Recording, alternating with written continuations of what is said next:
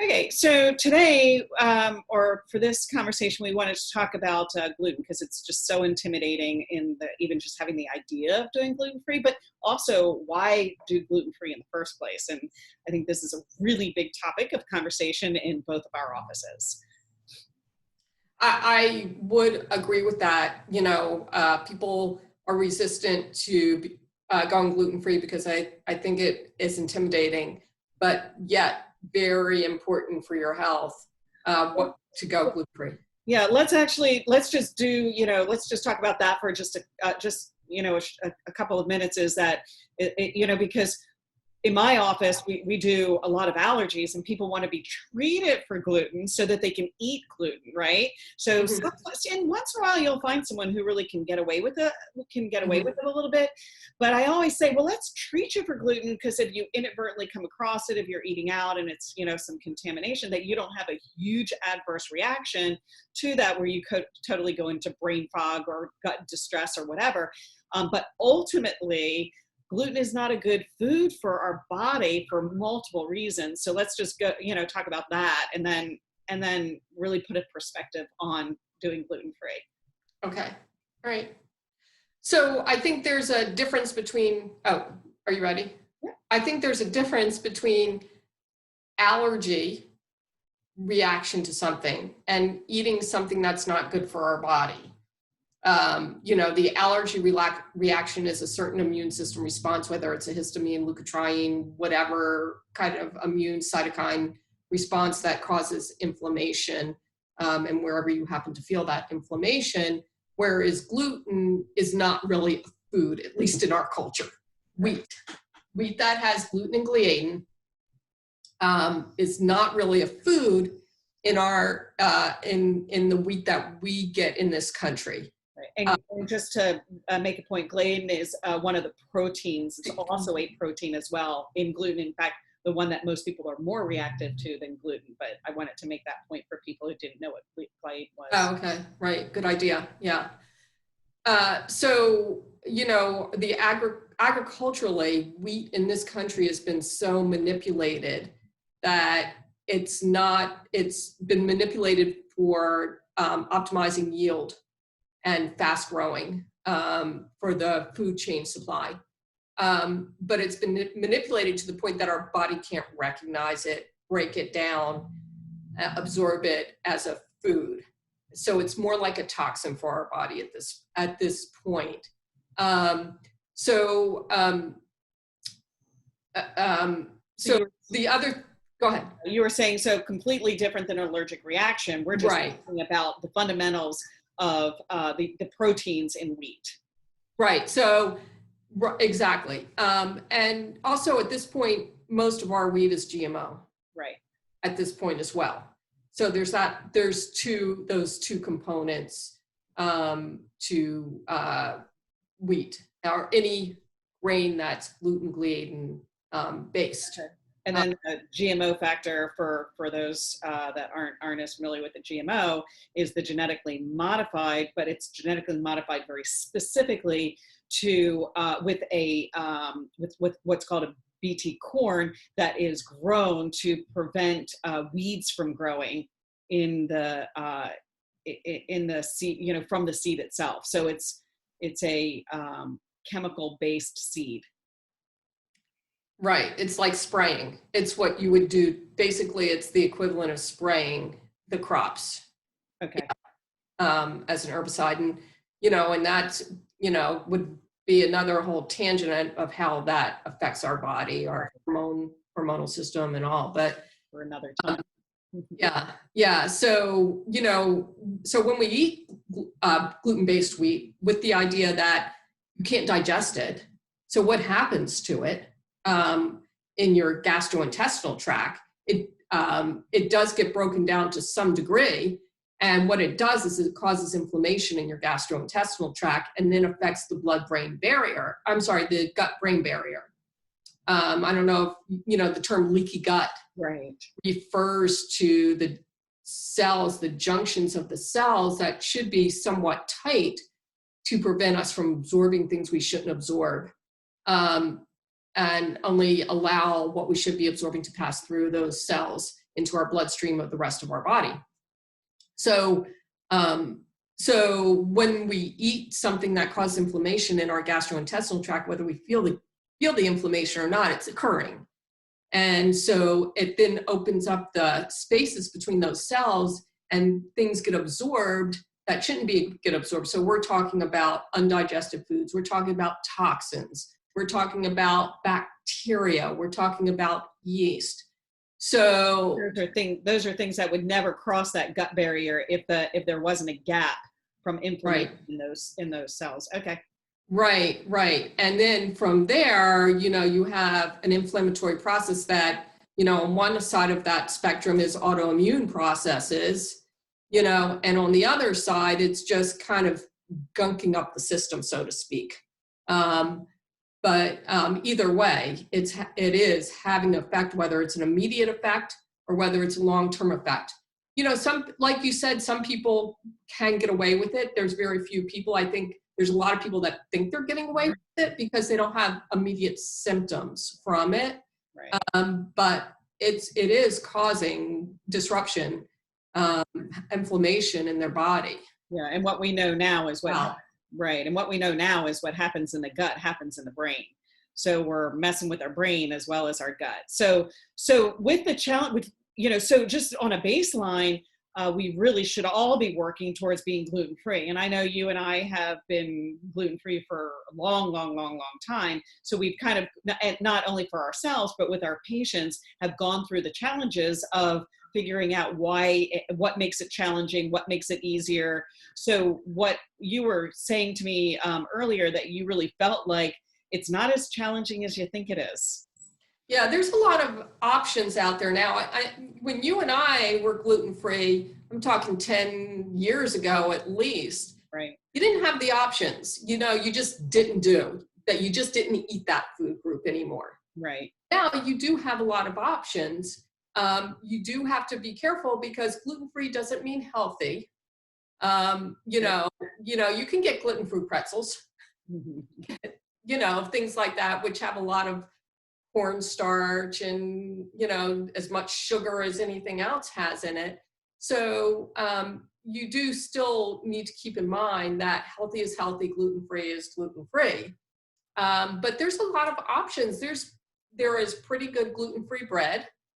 I make my own gluten-free bread, which I think is probably the best gluten-free bread I have ever had. Yeah, you'll have to share that recipe with everyone. We'll have to post. Okay. Yeah, I can post it. Okay. And it's really quite easy to make. I mean, it's mixing 2 bowls of ingredients, mixing them together and sticking them in the oven. So, my kind of thing. Yeah, exactly. So, you don't have to necessarily give up foods. But there is kind of a trial and error period where you're finding the options that you like, because you're not going to like all the options. Some of the options taste good, some of them don't taste good. So it's kind of, you do have a little bit of that time period where you're kind of playing around a little bit with your options and what it is that you do like. Right. So I would say that one of the things that I really enjoy, like for kind of a salty crunchy is crackers. And I've actually found a cracker that's mostly seeds. It's not. Which one is that? Actually, it's Trader Joe's has a gluten-free cracker that is primarily seeds. And so it's that's worked well when I feel like I want that crunchy, because that's sometimes what people say is, well, how do I get my salty crunchy? Right. Yeah, Flackers makes a cracker that's really seedy, and Mary's. Right. Really crispy. Right. So we're not using like rice substitute, like rice flour substitute, or, almond flour substitutes. Right. Mm-hmm. Yeah. So yeah, those are 3 really, really good options for crunchy, crispy.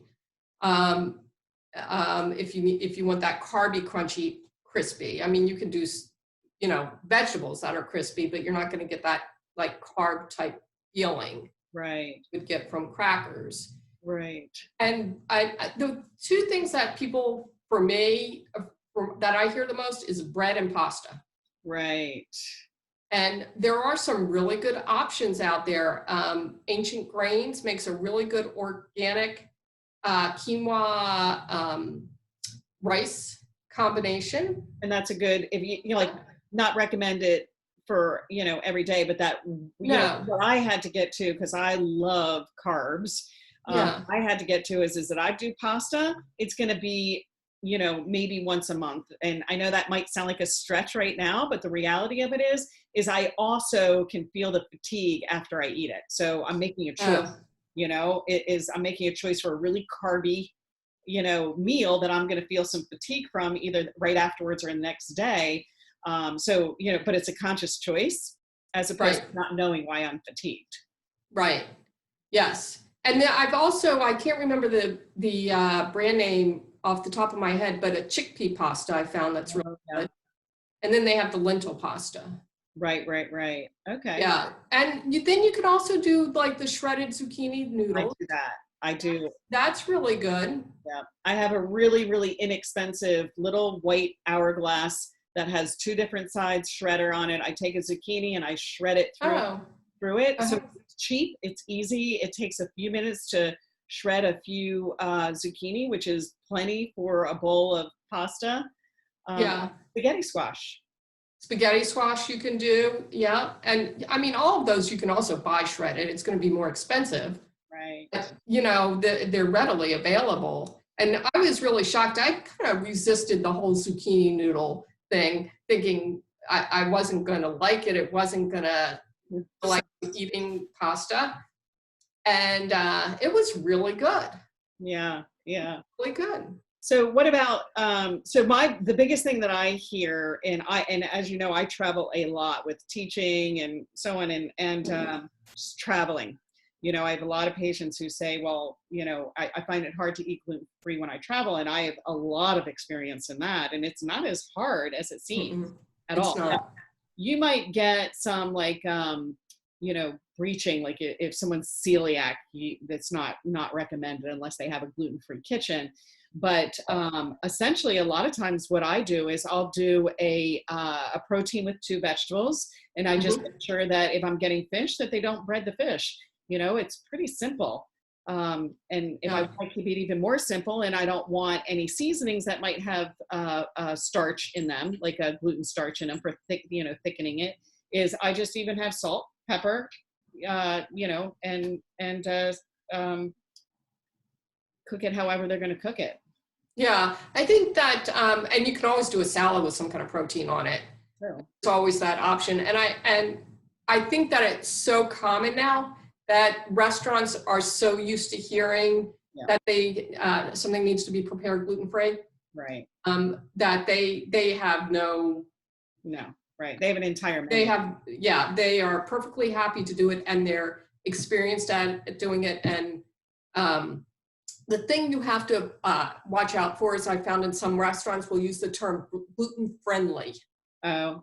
Gluten-friendly, like, so for instance, there's a restaurant near me that calls their food gluten-friendly, and it's a Mexican restaurant. So if you were to get their tortilla chips, or their like a top tortilla that's a shell, it's fried in the same oil that fry wheat products. So you do have to be careful about terminology, but and it's a learning process. There's no doubt about it. But I think it's, you know, the same concept that you were talking about at one earlier point is you pick one thing. Pick one thing you want to do gluten-free instead of the gluten alternative, and start there. Right. You don't have to tomorrow wake up and say, okay, I'm gluten-free and everything in my life is going to change. I also, one of the things is parents with families and kids. And they say, well, I have to cook for my husband or my wife or my children, and they're not going to eat gluten-free. It's so easy to do if you're doing something that has gluten in it, and to do whatever that gluten product is to do one batch with it and one batch without it. Right. It's so easy. Yeah, that is true, and you know, we have experience with that, and just even like if you're feeding someone and one person's allergic to garlic, and you make it, you know, pull out something that you're cooking, that you don't add garlic, and add garlic to everything else. But I actually find that if we don't announce it to the family that we're all going gluten-free and we're just going to have food as we have it, unless you're literally talking about, where's my sandwich for lunch, or you start doing the gluten-free bread. There's so much better gluten-free bread out there than there used to be. And it's not necessarily, bread is not necessarily the healthiest choice as far as just the carbs, but when you're talking about kids who are used to having bread for a sandwich and, things like that, a lot of times they don't even notice it. They might say, oh, I don't like this bread as much as the other. And you'd say, yeah, that's okay. Yeah, right. Exactly. Yeah, I mean, I've done that, with my husband. I just started, making some food with the alternative, and he didn't even notice. Right. I didn't even say anything, and it was fine. Right. Exactly. I think that's the key. That's the key right there, because my stepdaughter actually makes pancakes still on Sunday morning, and those pancakes don't have a lick of gluten in them. And their whole family has been gluten-free for, 7 years. Her oldest is 7. So yeah, 7 years. So she's definitely thought of a lot of alternatives, especially with kids in school and things like that. In fact, we were talking last night, and she made a brownie out of chickpeas, which was like, for a treat. And also because sometimes you just got to send kids to school with some stuff that other kids are eating. And it literally was like, so simple. It was like 3 ingredients and you bake it. I was like, oh wow, that's great. Yeah. Yeah. There's a recipe for making, and not that I'm advocating eating these type of foods, but with kids that you're talking about, of a chocolate mousse with avocado. Right. Exactly. Yeah. Making the and frankly, that's a fine thing to eat. With eating that. Yeah, or chia puddings. Yeah, chia pudding. Chia seed, which is really good for you, and you can just blend a banana into it. Right. So yeah, I agree with that, and I think that this is the other thing when you have kids as well, and you're trying to really kind of convert a house, is that if they have the taste buds for sweet, and that affects their brain, because their brain tells them sweet is good. When they taste something that's not sweet, and their anticipation to their brain is that it tastes actually bad. It literally tastes bad to their taste buds in their brain. And they literally have to eat it. I think the research says 15 times before it starts changing their neurology of the brain. Right. So it does with kids. Just have some patience. It takes some time, but you got to stay firm and pick, like we always say, pick one thing. Right. Or slowly incorporate it, half and half, 3/4 and 1/4, Right. Slowly mix it in to whatever they're eating. Yeah, because like you said, you don't taste with your tongue, you taste with your brain. Right. So, if you slowly incorporate the non-gluten in with the glutens over a period of time, that's going to change their brain. And you don't have a battle with that one either. No, that's true. And then talk about increasing brain function. If you eliminate gluten from the diet, it totally helps your brain. There's receptors in the brain that are very confused by gluten. Yeah. Yep. Absolutely. Yeah. Yeah. So the takeaway is that it's not as hard as it sounds. Perfect. Don't be intimidated by it, because it's really not as hard as it sounds. There's so many alternatives, and there's so many things you can do with almond flour and other alternatives if you're a baker, if you like to bake. I have one of my patients who, that's how she bonded with her grandmother. They baked together, and it was really, the concept for her of going gluten-free was so hard because she felt like she wouldn't be able to bake. There's so much you can do with the alternative ingredients of things like almond flour and that are less carb based as well. So they're healthier to eat. But so don't get intimidated, and just know there will be a kind of breaking in period, and that's okay. That's it happens like that. And pick one thing at a time, and just keep adding on to that. And then stop buying it. Yes, right. Right. That's great. Those are the action steps. You know, when we talk about health, it has action steps. Right. That is one of the action steps for sure. Right, exactly. You're finished with it, don't buy it again. That's right. That's right. Yeah. Well, excellent. Thank you. That was a lot Thank of fun. you. All right. Yes. Talk to you later. See you soon. All right. Bye.